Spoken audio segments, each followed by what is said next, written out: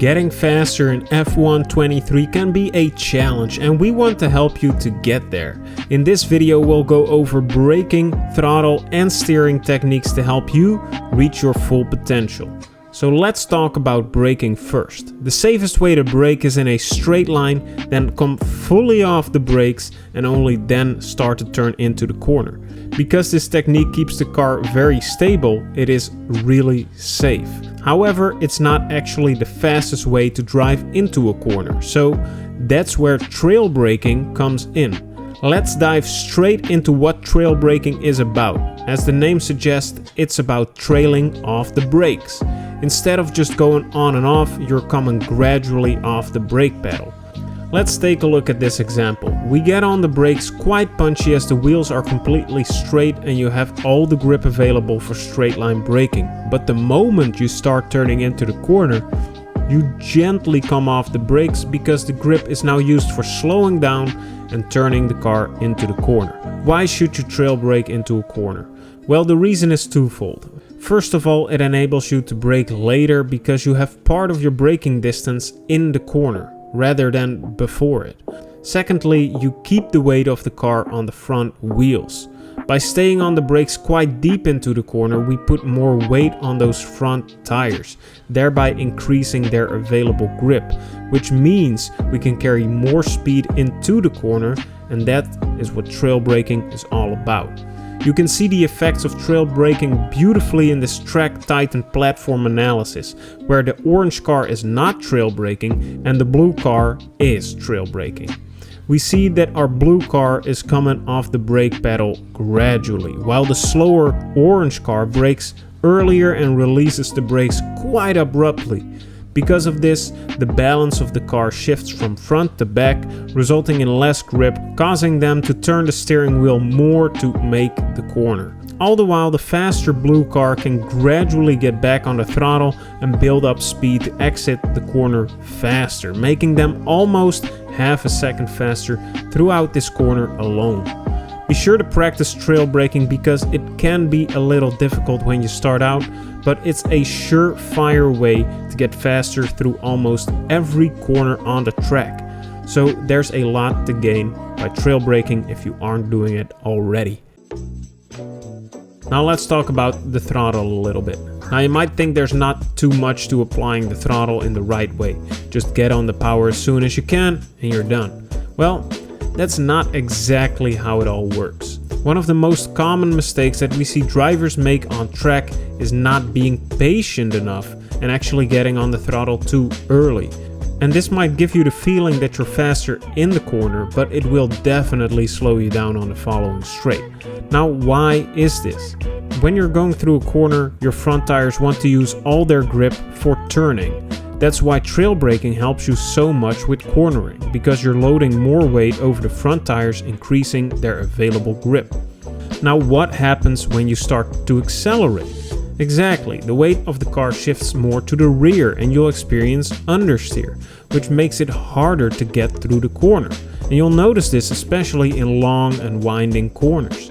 This understeer will prevent you from going flat out as early as possible, resulting in a lower speed on the section after the corner. By being a little more patient and staying off the throttle, you can get on full power earlier, resulting in a stable exit onto the following straight where you'll come out ahead of anyone who got on the power too early. Now, getting on the power at precisely the right moment is a difficult task and requires a lot of practice. F1 cars are furiously fast, but always getting on the power as early as possible is not the quickest way around a circuit. Sometimes you just need to be a little more patient to be even faster. Now let's go over some common mistakes people make with their steering and how we can solve them. The two biggest issues you'll come across are over and understeering. We'll dive into understeering first, definitely one of the most annoying problems out on track. But we see a lot of drivers try to solve this in the wrong manner. They're actually turning the steering wheel in too much. Now, why is that an issue? When you're coming into a corner with a great deal of speed, instinctively you want to slow it down.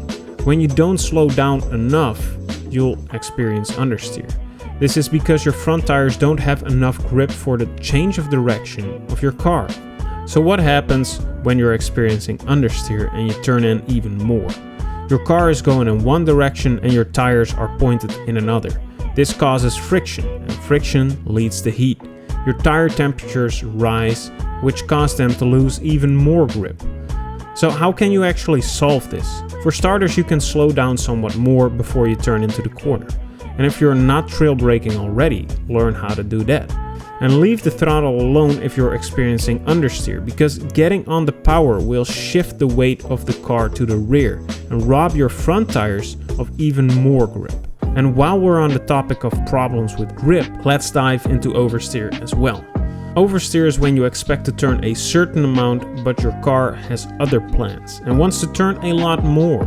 This might result in a spin or having to correct the steering a little bit, but both will result in you losing time. When you're coming out of a corner, you want to accelerate as much as possible, but speeding up shifts the weight of the car to the rear, which means your front tires will have very little grip.